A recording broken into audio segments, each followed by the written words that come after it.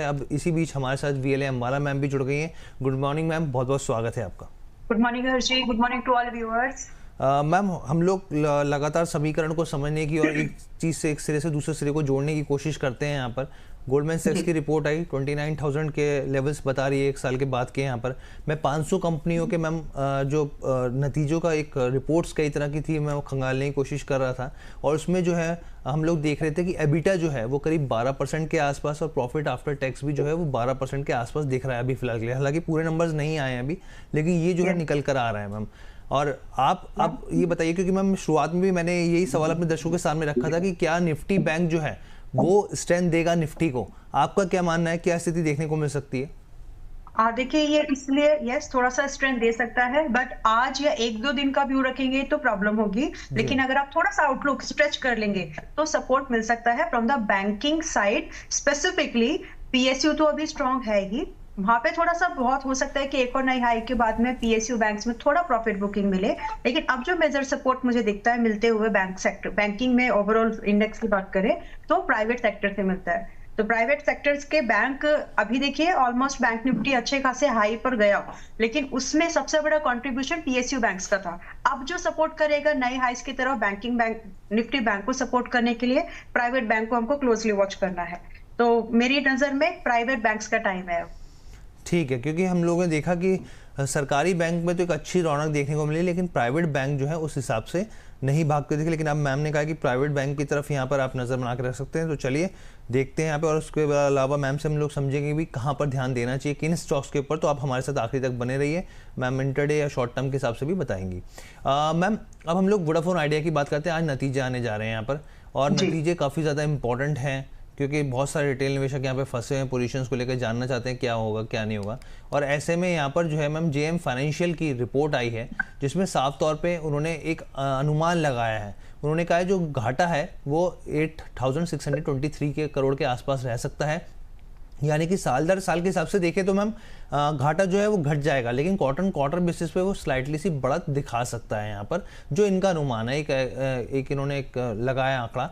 इसके अलावा अगर आप यहाँ पर इन्होंने ये भी रेवेन्यू के मोर्चे पे भी कुछ चीज़ें बताई हैं कि 1.7% जो है साल दर साल के हिसाब से रेवेन्यू बढ़ सकता है। और अगर आप क्वार्टर बेसिस पे देखें तो 0.8% की बढ़त यहाँ पर रेवेन्यू में भी देखने को मिल सकती है। अगर आप आरपू की बात करें, औसत प्रति ग्राहक आय की बात करें, तो उसमें भी एक सुधार देखने को मिल सकता है। 167 रुपीज़ के हिसाब से ये देखने को मिल रहा है आरपू, यानी कि 7% की बढ़त सालाना आधार पे और क्वार्टर के आधार पे 1.2%। मैम कैसे देख रहे हैं वोडाफोन आइडिया के आप, क्योंकि आप बहुत बारीकी से इसको कवर करते हैं आप भी मैम, तो क्या करना चाहिए यहाँ पे, क्या आपकी सलाह रहेगी यहाँ पे? अभी भी देखिए, अगर आप पहले से हैं, जो भाव हम लोगों का सजेस्टेड प्राइस है, अब मैं बार बार तो नहीं बोलूंगी, 750 और 8 के आसपास, whatever the price you are in, if यार पहले से हैं इसमें तो अभी भी बने रहिए। अभी इसमें जो स्टॉप लॉस है 7.6 का है। अगर आज की डेट में रिजल्ट पॉजिटिव होने की वजह से या फिर मार्केट सेंटिमेंट ट्रिगर्ड होने की वजह से अगर ये बहुत बड़ा गैप अप होता है, ध्यान से सुनेंगे हम सभी, तो इसको भागती गाड़ी में नहीं बैठना, थोड़ा सा रुक जाइएगा। लेकिन अगर ये फ्लैट ओपन हो जाए तो इसमें डेफिनेटली, अगर आपने पहले बार इसमें नहीं आ पाए थे तो इसमें फिर से आया जा सकता है। और इस कंपनी को स्पेसिफिकली मैं इस तरह से देखती हूँ कि ये मोर और लेस एक रिबाउंड की तैयारी में है, और इसके बहुत सारे रीजंस हैं, सिर्फ एक ही नहीं है। और फिलहाल अगर हम टेक्निकल चार्ट पर भी देखें तो स्टोरी यही बन रही है कि यहाँ पर आपको एक छोटा स्टॉप लॉस और एक अच्छे रिवॉर्ड की पॉसिबिलिटीज बनती है। तो दो टारगेट ऑलरेडी हो चुके हैं, बट अभी हम लोग चेज जो कर रहे हैं 11 रुपए, 12 रुपए एंड 14 रुपीज के टारगेट के लिए, इसको फ्रेश एंट्री भी हो सकती है अगर फ्लैट खुल जाए या थोड़ा सा डिप में खुल जाए। गैप अप खुले तो अवॉइड करो, डिप का वेट करना। स्टॉप लॉस जो रहेगा 7.7 का होगा। ठीक है मैम। अब हम लोग कुछ सेल्स के आंकड़े आए हैं वो भी बता देते हैं यहाँ पे, क्योंकि अक्टूबर 2025 से अगर 2024 से 25 का कंपेयर करें अक्टूबर के हिसाब से, क्योंकि मैम मुझे याद है कि आपने बोला था जो पीछे भी नंबर्स आए थे कि रैली जो है वो हो गई अभी फिलहाल के लिए, थोड़े समय के लिए निवेशकों को थोड़ा ध्यान देना चाहिए। अब एक बार हम लोग स्क्रीन पर रख देते हैं यहाँ पे जो सेल्स के नंबर्स आए हैं वो क्या कहते हैं यहाँ पर। अगर टू व्हीलर सेल्स की बात करें साल दर साल के हिसाब से, तो यहाँ पर देखिए 31 लाख, 31.5 लाख के आसपास पहुँचते दिखे हैं, यानी कि 51.76% का जंप यहाँ पर देखने को मिला है। अगर आप यहाँ पे थ्री व्हीलर्स की बात करें, यहाँ पर थ्री व्हीलर्स में 1.29 लाख के आसपास जो है यहाँ पे एक बढ़ोतरी देखने को मिली है, 5.43%। एक बार स्क्रीन पर हम लोग लेके आते हैं आंकड़े, ताकि दर्शक दर्शक जो है वो देख सकें। इसके अलावा जो है अगर आप पैसेंजर व्हीकल्स की बात करें तो उसमें भी एक अच्छी खासी बढ़ोतरी देखने को मिली। चलिए ग्राफिक्स जो है वो अभी तैयार नहीं हो पाए, लेकिन मैम चाहे आप ट्रैक्टर की बात कीजिए करीब 14% का जंप, कमर्शियल व्हीकल की बात करें यहाँ पर भी करीब 17% का जंप। तो तमाम मोर्चों पर जो है नतीजे जो हैं, अगर आप सेल्स के नंबर्स को देखें तो वो काफ़ी बेहतर दिख रहे हैं। आपके हिसाब से क्या अभी ऑटो स्टॉक्स में अभी और रनअप देखने को मिल सकता है यहाँ पे या नहीं? और ख़ास तौर पे मैम कुछ चीज़ों को भी मैं देख रहा था, क्योंकि हम लोग लगातार बात करते रहते हैं, कुछ जो डीलर्स होते हैं उनसे भी मैंने बात करी, तो उन्होंने भी कहा कि अभी तो हम लोग यहाँ पे जीएसटी रेट कट दे रहे हैं, लेकिन आगे हो सकता है कि कंपनियों की तरफ से प्राइसेस बढ़ा दिए जाएं। और यहाँ पे बल्कि मैंने कई केमिस्ट से भी बात करी, तो केमिस्ट ने भी ये बोला कि अभी जो लॉट निकला जीएसटी का, उसमें तो ब्याज जो दरें थी वो तो कटौती हमने करी यहाँ पर, लेकिन अब जो लॉट निकल रहा है वो महंगा निकल रहा है। तो मैम इस लिहाज से मैं आपसे समझना चाहता हूँ कि क्या आपको लगता है कि ये जो नंबर्स हैं आगे रिफ्लेक्ट होते दिखेंगे स्टॉक प्राइजेस में? देखिए उतने स्ट्रांग नहीं रहेंगे, क्योंकि जो डेटा मैंने पूरा तो नहीं देखा है, लेकिन कहीं पर मैंने पढ़ा था कि जो सेल्स का जो डेटा है, जो ऑलरेडी व्हीकल्स को ऑन करते हैं उनकी तरफ से आया, यानी नए मार्केट कैप्चर उतने नहीं हुए। नंबर ऑफ सेल्स तो बढ़े, दैट इज, बट एक ओवरऑल जो बूस्ट मिलता है ना, एक चौतरफा बूस्ट जिसको बोलते हैं, तो वो वाला कहीं ना कहीं मिसिंग रह जाएगा इस बार भी।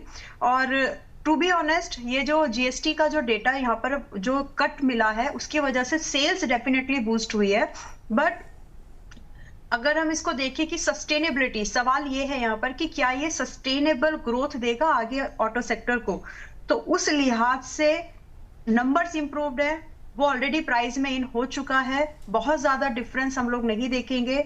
यस, जीएसटी कट के बाद भी जो स्टॉक्स नहीं रन किए हैं ऑटो स्पेसिफिक सेक्टर से, उसमें हम लोग जरूर नजर बना करके रख सकते हैं।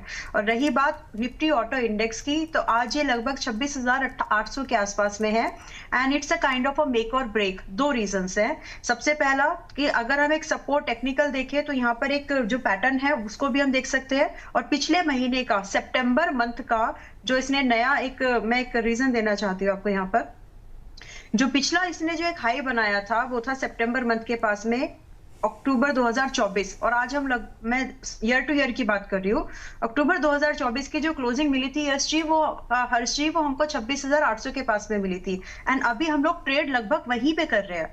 तो it's the kind of a make और ब्रेक। अगर रैली की बात करें जो ईयर ऑन ईयर बेस पे चलती है, क्योंकि ये जो रिफॉर्म्स हैं ये लंबी अवधि के हिसाब से देखी जाने वाली रिफॉर्म्स है, तो इस हिसाब से एक छोटा सा स्टॉप लॉस अगर कोई कंसीडर कर सकता है, मैं बड़ी अवधि की बात कर रही हूँ, तो यहाँ पर वो बनता है 26,200 का। और 26,200 के अगेंस्ट में अगर हम आज से अगले 3 क्वार्टर्स तक का व्यू रखें तो हमें यहाँ पर 28,000 तक आते हुए दिखता है। ऑटो सेक्टर की बात कर रही हूँ मैं भी इंडेक्स लेवल पर। तो जो रैली है वो रैली कंटिन्यू हो सकती है, लेकिन टाइमिंग करना 1 या 2 दिन के हिसाब से तब आपको मुश्किल जाएगी, लेकिन अगर आप ट्रेंड के हिसाब से देखें तो वो पॉसिबल है। ठीक है मैम, कुछ दर्शकों के सवाल ले लेते हैं मैम। उससे पहले मैम आपके रडार पर कौन से स्टॉक्स हैं जहां पर निवेशकों को ध्यान देना चाहिए? देखिए मेरे फिल्टर में कुछ जो स्टॉक्स है फिलहाल मेरे पास में, लेट मी गिव दैट, मैं लिस्ट ही शेयर कर देती हूँ। एक तो रेडिंगटन है हर्षी, एक्सप्लेनेशन थोड़ा सा बड़ा चला गया, I beg your pardon for that. Well, Redington देखिए यहाँ पर आज 292 पर है, और आज इसमेमें हम लोग एक बाइंग का व्यू लेकर के चल सकते हैं। स्टॉप लॉस यहाँ रहेगा 264 का, जो कि पिछले 2 सेशन का लो प्राइस है।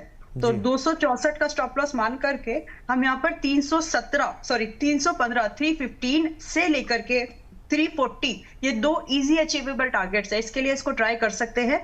लेकिन 340 के बाद भी इसमें एक अपसाइड की मूवमेंट बचती है, तो अगर आप इसको 1 या 2 महीने के लिए और भी होल्ड कर सकते हैं तो ये आपको 400 के पार जाते हुए दिख सकता है। ठीक है मैम, रेडिंगटन जो आपने बताया यहाँ पे 292 के भाव पर अभी ट्रेड करता हुआ, 264 का यहाँ पे स्टॉप लॉस लगाना है, 340 के भाव आते हुए दिख सकते हैं। लेकिन अगर आप long term sorry I mean to say short term 102 महीने रखते हैं तो 400 तक के भाव के जो है वो स्थिति देखने को मिल सकती है। तो मैम एक तो ये पिक हो गई आपकी, और कोई है मैम? डाबर पर अभी भी नजर बना के रख सकते हैं। वैसे डाबर अभी थोड़ा महंगा हो गया है क्योंकि 485 की रिकमेंडेशन पहले थी, तो अभी 540 का भी जो टारगेट है वो हिट नहीं हुआ है, तो अभी भी यहाँ पर जगह है। और इनफैक्ट एक रैली हो सकती है टू बी ऑन, अगर हम आउटलुक थोड़ा सा बड़ा देखें तो 540 से मैं तो इसको 600 तक जाते हुए देखती हूँ। तो अभी ये 518 के पास में है। अगर आपको 500, 510, 500 से 520 के पास भी मिले तो ये आज की डेट में in my opinion it's viable for the targets of 520, 580 and 600। Okay ma'am, यहाँ पे एंड एक स्टॉक है, थोड़ा सा रिस्की काउंटर है, but I think this is the time to try this. ये है हैप्पीएस्ट माइंड, आईटी सेक्टर का स्टॉक है, लेकिन अगर आप इसको ट्राई करना चाहें तो एक बॉटम फिशिंग जिसको बोलते हैं, बॉटम बाइंग, यहाँ पर एक बन सकती है। और हैप्पीएस्ट माइंड अभी 494 पर है। सो अकॉर्डिंग टू मी, अगर ये आपको 485 से लेकर के 500 की रेंज में मिल रहा है, इट्स अ बाइंग जोन। और यहाँ से जो टारगेट की एक्सपेक्टेशन रख सकते हैं, इट्स काइंड ऑफ सोना कॉम्स, तो उस तरह का मूवमेंट आपको मिलेगा यहाँ पर। तो यहाँ पर आपको 525 से लेकर के 560 एंड देन आपको 620, ये टारगेट्स इजी अचीवेबल टारगेट्स हैं जो इसमें मिल सकते हैं। डेफिनेटली थोड़ा टाइम देंगे तो जितना इसको समय देंगे उसके हिसाब से आपको इसमें टारगेट्स मिल पाएंगे। स्टॉप लॉस रखिएगा यहाँ पर आप 465 का। सो ये पिक्स है मेरे साइड से। स्टॉक ऑफ द वीक के हिसाब से भी रख सकते हैं, लेकिन अगर आप इसको थोड़ा और स्ट्रेच दे देंगे थोड़ा सा, तो ये अच्छे रिटर्न परसेंटेज वाइज दे पाएंगे। चलिए, स्टॉक्स ऑफ द वीक के हिसाब से मैम ने बता दिया, और हम लोग समय समय पर मैम हालांकि हम हमारे साथ शेयर करती रहती हैं, जैसे टारगेट्स हिट होते हैं तो हम लोग अपने दर्शकों को साझा करते रहेंगे। और साथ ही मैम ने थोड़ा सा नज़रिया जो है 1 से 2 महीने के हिसाब से भी एक लंबे अच्छे टारगेट्स जो हैं वो भी सुझाए हैं यहाँ पर, तो निवेशक वहाँ पर भी ध्यान दे सकते हैं। मैम एक सवाल ले लेते हैं स्वपन पांडे जी का। ये कह रहे हैं कि गुड मॉर्निंग सर। तो गुड मॉर्निंग आपको। JSW इंफ्रा के 100 शेयर्स हैं 305 के भाव पे, क्या करने की सलाह रहेगी यहाँ पर? 305 के भाव पर जी 100 शेयर जी। ओके, आपका आउटलुक इन्होंने कुछ बताया कितने दिन का है? मैम नहीं, इन्होंने कहा कि क्या एवरेज कर सकते हैं, बस यही क्वेश्चन पूछा है। देखिए, आप एवरेज सिर्फ तब कर सकते हैं, पहले तो मेरे हिसाब से आप एक, जो मेरा ओपिनियन है, ये और गिर सकता है सिंपली, और लेकिन वीक नहीं है। गिरने का रीजन इसका सिर्फ टेक्निकल बनेगा, वीकनेस इसका इस तरह से नहीं है, क्योंकि ये पोर्ट इंडस्ट्री का एक स्टॉक है, रिसेंटली लिस्ट हुआ था। अडानी पोर्ट्स के बाद अगर प्राइवेट सेक्टर से किसी पोर्ट कंपनी का नाम आता है जो रिनॉन्ड हो, बड़ा हो, तो वो JSW इंफ्रा ही है। तो आप पहले तो इसके बिजनेस में अगर आप कॉन्फिडेंट हैं तो आप इसमें डिप की और नजरिया ढूंढिए। दूसरी बात, ये अभी मल्टीपल्स के हिसाब से थोड़ा सा महंगा लग रहा है और प्रॉफिट नहीं है कंपनी में। तो जब ये दो चीजें एक साथ होती है ना, तो जनरल और टेक्निकल जब सपोर्ट ना करे उस समय पर पर्टिकुलरली, तो वहां पर जनरली जो प्रॉफिट बुकिंग है चार्ट पर और होती है। सो वही सिनेरियो यहाँ पर है। दो इट इज ओवरबॉट, ओवरसोल्ड, अभी तक ओवरसोल्ड है, बट यहाँ पर अभी और जगह बचती है।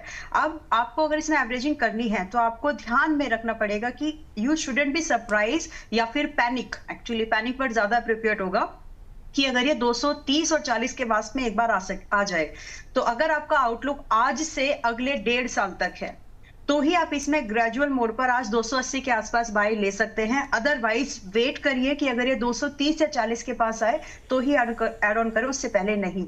नाउ इसमें जो एक फास्ट और अच्छा मोमेंटम बनेगा वो 305 के ऊपर बनेगा, तो अभी इस चीजों को टाइम है। आप इसको ट्रैक जरूर कर सकते हैं, लेकिन इसमें इंपल्सिव या फिर इंपेशेंट होकर के अगर आप कुछ भी बाइंग लेंगे ना जल्दी जल्दी, तो ये आपको थोड़ा सा परेशान करेगा। सो इन माई ओपिनियन 1.5 साल का नजरिया रखिए, आराम से बैठिए, 230-40 पर आए तो एवरेजिंग का एक बढ़िया भाव बनता है, 280 महंगा जाएगा। दीपेश कोंडल जी यहाँ पे कह रहे हैं L&T फाइनेंस के बारे में बताइए। यहाँ पर L&T फाइनेंस में क्या होगा? हमें याद है मैम कि फ्राइडे को क्या धुआंधार तेजी स्टॉक ने पकड़ी थी। इन्वेस्टर डे के दौरान कंपनी की तरफ से कई बड़े ऐलान होते हुए दिखे, और मैं इसका देख भी रहा था AUM में बहुत शानदार बढ़त। गोल्ड को लेकर जो नई शाखा संपूर्णा के नाम से खोलने जा रहे हैं ये लोग, और उसकी तरफ एग्रेसिवली बढ़ रहे हैं, और बहुत AI की तरफ भी यहाँ पे काफ़ी ज़्यादा फोकस है यहाँ पर। मैम वो पूछ रहे हैं, सवाल इनका ये है बेसिकली कि क्या ये ऊपर जाएगा, कहाँ पोजीशन बनाई जा सकती है, या फिर कौन से लेवल से, या फिर नीचे जाएगा? ओके, तो देखिए, पहली बात तो ये समझे कि स्टॉक वीक नहीं है ये स्टॉक। और मेरी ओपिनियन में मैं एक चीज बोलती हूँ कि जो चल रहा है ना उसको चलने दो, उसको रोकने की कोशिश मत करो। बट टेक्निकल बोलिए या फिर आप इसको मल्टीपल्स की हिसाब से महंगा बोलिए, तो एक प्रॉफिट बुकिंग यहाँ पर एक बनती है, तो उस प्रॉफिट बुकिंग में आप एंट्री ढूंढ सकते हैं। तो मेरे हिसाब से पहले मैं एक और चीज बताना चाहती हूँ। LTF मेरे आई थिंक सितंबर लास्ट में, I guess last week of the सितंबर में आपके शोज में आया था ये। LTF में मैंने रिकमेंडेशन दी, किस भाव पे दी थी मुझे याद नहीं है, शायद 210। मेरी नजर स्टॉक पे रहती है, आपने, मुझे याद है कि आपने दिया था। जी जी राइट। तो अब जो लोग 200-220 के आसपास से हैं वो प्रॉफिट बुकिंग कर सकते हैं। तो वही चीज आपको भी देखनी है कि अगर आपको ये डिप में मिल जाए वापस से, तो आप इसको कंसीडर कर सकते हैं, लेकिन आपको यही वाली मूवमेंट आगे मिलेगी ये एक्सपेक्टेशन मत रखिएगा, क्योंकि ये एक नए बिजनेस की जो न्यूज थी उसका इंपल्सिव मूव है ये, जो कि ऑलरेडी प्राइस इन हो चुका है। इस तरह के मूवमेंट के लिए प्राइस या फिर मार्केट नीड्स या फिर स्टॉक नीड जो भी आप ट्रैक कर रहे हो उसमें एक नए ट्रिगर की जरूरत होती है। तो आप इसमें खरीदार बन सकते हैं, लेकिन डिप का वेट करो। रही बात इसमें टारगेट, तो इसमें आने वाले कुछ ही समय में 350 के आप पार जाते हुए अभी और बचता है, तो 350 का टारगेट अभी और है जो हिट नहीं हुआ है, तो उसका वेट कर सकते हैं। ठीक है मैम, कुछ नतीजों पे बात कर लेते हैं मैम। आज जो है नतीजों के आधार पे स्टॉक्स रिएक्ट करते हुए देखेंगे। सबसे पहले ट्रेंड की बात कर लेते हैं, टाटा का जो ट्रेंड है, और आप यहाँ पे देखिए नेट प्रॉफिट जो है, अगर आप मुनाफे की बात करें तो इसमें 11% से ज़्यादा का जंप देखने को मिला है। अगर आप रेवेन्यू के मोर्चे की बात करें यहाँ पर, तो करीब करीब ये 16% की बढ़त यहाँ पे बनाता हुआ दिखा है। यहाँ पे एबिटा की बात करें यहाँ पर, तो आप ये देखिए स्क्रीन पर 26-26.5% का जंप यहाँ पर आया है, साल दर साल के हिसाब से कंपेयर करें। मार्जिन में भी करीब 1.5% के आसपास का मैम जंप देखने को मिल रहा है।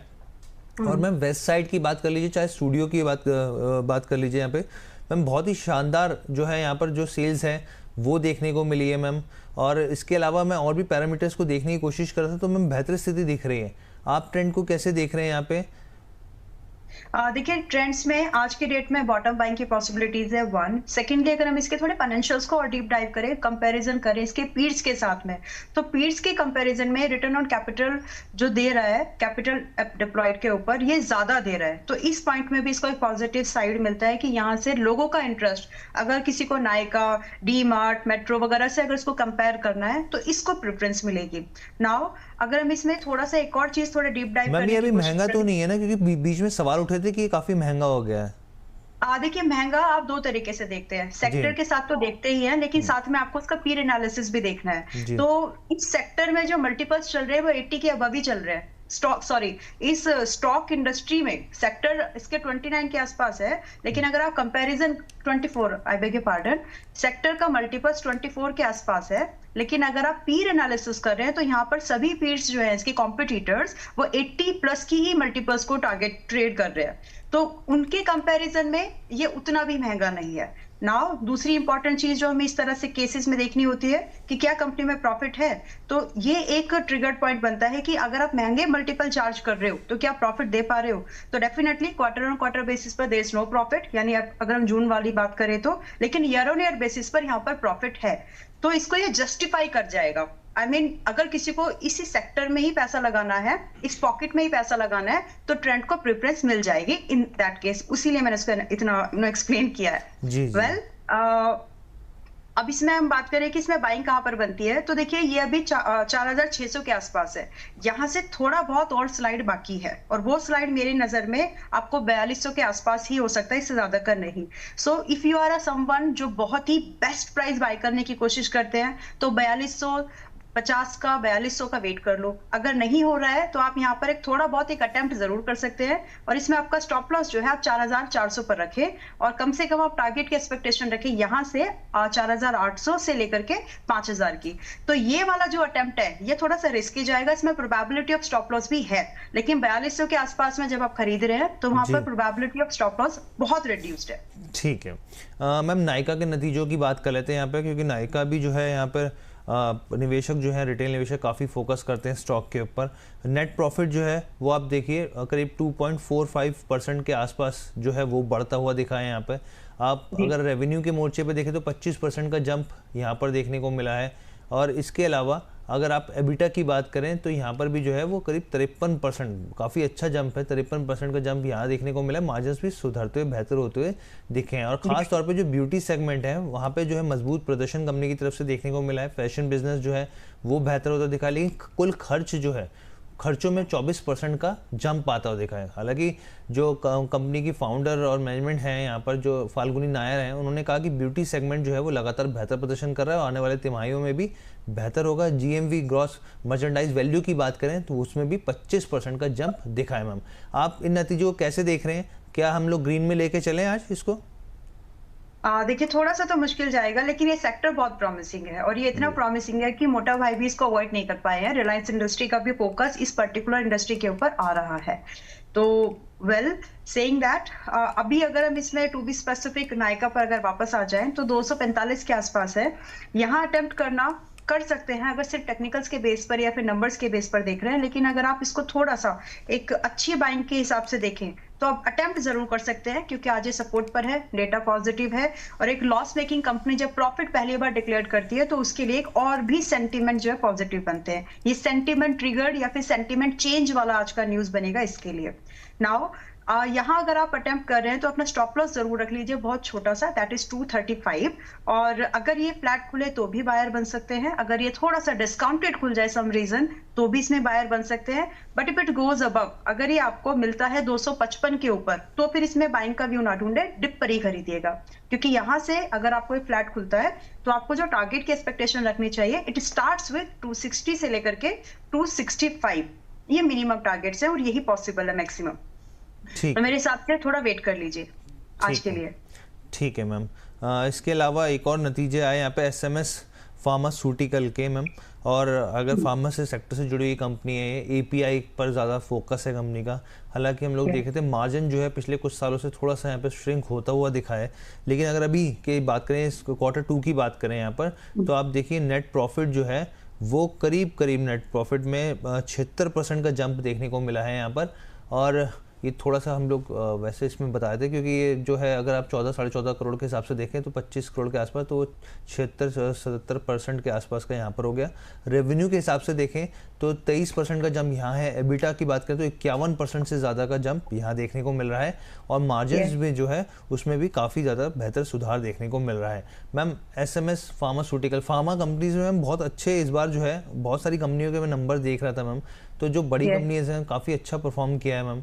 एसएमएस फार्मास्यूटिकल्स को कैसे देख रहे हैं आप? इसमें पॉजिटिव आउटलुक है, यहाँ पर आप एक बाइंग अपॉर्चुनिटी ढूंढ सकते हैं, and similar trade will go to our members also. तो मेरे हिसाब से एसएमएस फार्मा आज की डेट में 280 से 292 की रेंज तक भी बायेबल है। तो आप इसको अगर आज की मार्केट में थोड़ा बहुत गैप अप खुल जाए तो भी कंसीडर कर सकते हैं। अगर ये सर्किट ही लगा देता है तो फिर अवॉइड करिए, थोड़ा डिप का वेट करिए, लेकिन अगर ये फ्लैट खुल जाता है या थोड़ा 1 या 2% अब भी खुलता है तो इसमें बाइंग ढूंढी जा सकती है। रही बात टारगेट्स, तो इसमें टारगेट्स जो स्टार्ट होते हैं वो 310 से लेकर के 315 से लेकर के अप टू 400 के टारगेट्स इसमें मिल सकते हैं, और ये short term and mid term target है। मतलब इसमें आप ज्यादा नहीं, सिर्फ 4 हफ्ते से लेकर के 10 हफ्ते तक का व्यू भी लेकर के चलेंगे तो टारगेट अचीव होने के चांसेस ज्यादा है। स्टॉप लॉस जो यहाँ पर मेंटेन करना है हमें, हर्षी, आपका स्टॉप लॉस रहेगा यहाँ पर 255 का, जो कि इन टारगेट्स के लिए मोर देन इनफ है। ठीक है मैम। इसके अलावा एक हमारे व्यूअर्स हैं मोहन जी ने एकदम कॉपी पेस्ट लगा दिया है 20-25 बार यहाँ पर, और इन्होंने का सवाल मैम जैन इरीगेशन के ऊपर है। ये जानना चाह रहे हैं जैन इरीगेशन में क्या किया जाए। हालांकि सिर्फ उन्होंने जैन इरीगेशन डाला और कुछ नहीं बताया कि क्या करना है क्या नहीं करना। पीछे हमने देखा मैम कंपनी जो है प्रॉफिट में आती हुई दिखी थी, हालांकि जो है शायद मुझे करेक्ट कीजिएगा अगर मैं रॉन्ग ना हूँ, जहाँ तक मुझे याद है तो प्रमोटर्स ने भी अपनी हिस्सेदारी को घटाया था। आप कैसे देख रहे हैं यहाँ पर मैम जैन इरीगेशन सिस्टम में? देखिए जैन इरीगेशन को पर्सनली मैंने विजिट किया है, कंपनी का एक बीइंग अ रिसर्च एनालिस्ट, तो हमने एक विजिट किया था कि कंपनी एक्चुअली ग्राउंड पर कैसा काम कर रही है। It is based in Jalgaon और अच्छी खासी फैसिलिटीज है, और भारत में अगर आप डिप इरिगेशन वगैरह की बात करें तो इनका एक बड़ा नाम है। सो कंपनी की प्रोफाइलिंग को देखने के बाद I got even more confident, और मैं इसमें इन्वेस्टर बनने की एक बार बन चुकी हूँ, एक बार प्रॉफिट बुकिंग किया, फिर से जो ये भाव आया, ये अट्रैक्टिव प्राइस है टू मी ऑल्सो। तो मैं कोई भी स्टॉक अगर देखती हूँ तो 1 साल के नजरिए कम से कम रख रही हूँ। आज की डेट में थोड़ा सा चेंज किया है। तो मेरे हिसाब से अगर आप हाईटेक एग्री वाले बिजनेस को प्रॉमिसिंग इंडस्ट्री मानते हैं, मैं मानती हूँ, और आप एक लीडिंग कंपनी के साथ में जुड़ना चाहते हैं विच इज जैन इरिगेशन, तो इसको कंसीडर किया जा सकता है फ्रॉम द इन्वेस्टर पर्सपेक्टिव। और मैं पर्सनली अगर मैं आपको बोलूं तो मैं इस स्टॉक को इस प्राइस पर खरीदने में इंटरेस्टेड रहने वाली हूँ। इनफैक्ट अगर देखा जाए तो 44 से 50 की ये जो रेंज है, ये ग्रेजुअल बाइंग मूवमेंट रेंज होगी फॉर द इन्वेस्टर्स। तो आप भी अगर चाहें तो मेरे ओपिनियन को कॉपी पेस्ट कर सकते हैं, लेकिन मत करिए, पहले अपनी एनालिसिस जरूर कर लीजिए। मेरे हिसाब से इट्स अ पॉजिटिव स्टॉक अगर आप ग्रोथ ढूंढ रहे हैं तो। ठीक है।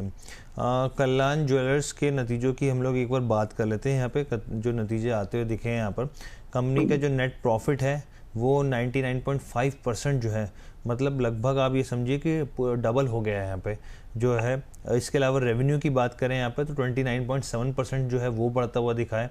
इसके अलावा अगर आप एबिटा की बात करें यहाँ पर तो 55.7% बढ़ा है और मार्जिन्स में भी सुधार देखने को मिला है। मैम, बहुत सारे निवेशकों के बीच में मन में एक कंसर्न ये है कि ठीक है, अभी गोल्ड प्राइजेस मैम हाइक थे, काफ़ी ज़्यादा बढ़े हुए थे, सिल्वर्स के प्राइस बढ़े हुए थे, तो उसका फ़ायदा हमें क्वार्टर में देखने को मिल गया, लेकिन अब जो है कंसोलिडेशन का फेज़ देखने को मिल रहा है। अगर ये स्थिति कंसोलिडेशन फेज़ या गिरावट आगे बढ़ती हुई दिखती है यहाँ पे, तो क्या यहाँ पे स्टॉक में दबाव दिखेगा, फाइनेंशियल्स में दबाव दिखेगा? नहीं, वो चीज नहीं, मुझे नहीं लग रहा है। उसके दो रीजंस मैं आपको देना चाहती हूँ। एक तो जो गोल्ड है वो भी ऑलरेडी सपोर्ट्स के पास में ही है। It is consolidation race. यहाँ से ऐसा नहीं है कि बहुत ही ज्यादा गिर जाएगा, बहुत गिरा भी। अगर कुछ ऐसा ही हो गया कि कुछ अनसीन फोर्स कंडीशन अगर आती है तो गोल्ड में 1-10 से ज्यादा की गिरावट मुझे नहीं लग रही है। नाउ दूसरी चीज ये कि ये जो गोल्ड ज्वेलरी मैन्युफैक्चरिंग कंपनीज होती हैं उसमें उनका जो प्रॉफिट है वो परसेंटेज बिल पर बनता है।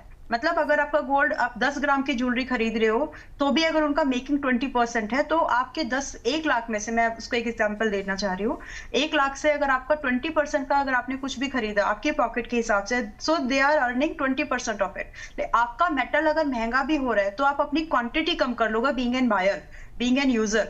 लेकिन आपका जो गोल्ड प्राइस है from the jeweller point of view वो ऑलरेडी परसेंटेज ऑफ बिल पर चलता है।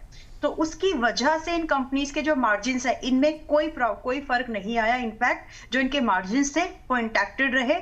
Yes, in terms of quantum, in terms of volume, metal वजन से कम जरूर बिका, लेकिन अगर इनके रेवेन्यू की बात करें तो उसमें कहीं पर भी कोई प्रॉब्लम इनको नहीं आई है। Because I had a discussion with some of the jewellers कि इसका असर कितना पड़ा उनके ऊपर, तो उनका सबका कहना यही था कि वॉल्यूम कम जरूर हुई है लेकिन जो बिलिंग होती है, क्योंकि हमारा जो रेवेन्यू मॉडल चलता है बिलिंग पर चलता है परसेंटेज, और वो अच्छा था। ठीक है मैम।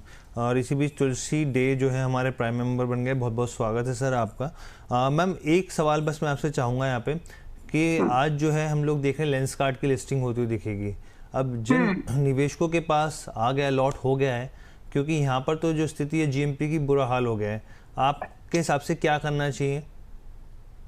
देखिए, लेंसकार्ट, मुझे याद है कि मैंने इसमें बहुत डाउट किया था कि इसकी जो, मतलब अगर आप बहुत ही एक्सेसिव फंड वाले नहीं हैं, कई सारे एक्सप्लेनेशन दिए थे, अब इनको वापस से रिपीट करने का तो समय नहीं है। बट लेंसकार्ट अगर आपके पास में है ये, तो आप आज जो भी मिले प्रीमियम आईपीओ एप्लीकेशन का मतलब होता है लिस्टिंग डे पर एग्जीक्यूशन। सिंपल भाषा में आप इसको अगर अंडरस्कोर कर लेंगे, so this will help in further also in further decision making.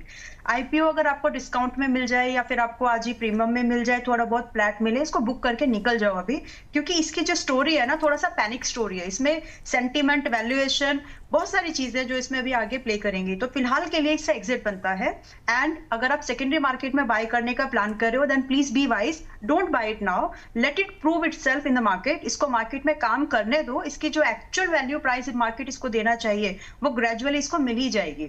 ठीक है, तो थोड़ा सा वेट करिए, पेशेंस पेज, राइट? तो हड़बड़ी करने की जरूरत नहीं है। आईपीओ के दिन जो भी मिले, चाहे एट पार हो, एट प्रीमियम हो या एट डिस्काउंट हो, कंसिडर इट। ऑलराइट, ठीक है मैम, ठीक है। Thank you so much ma'am, बहुत बहुत धन्यवाद, आपने अपना कीमती समय हमारे दर्शकों को दिया। और साथ ही मैम, जाने से पहले एक बार डिस्क्लोजर भी प्लीज शेयर कर दीजिए।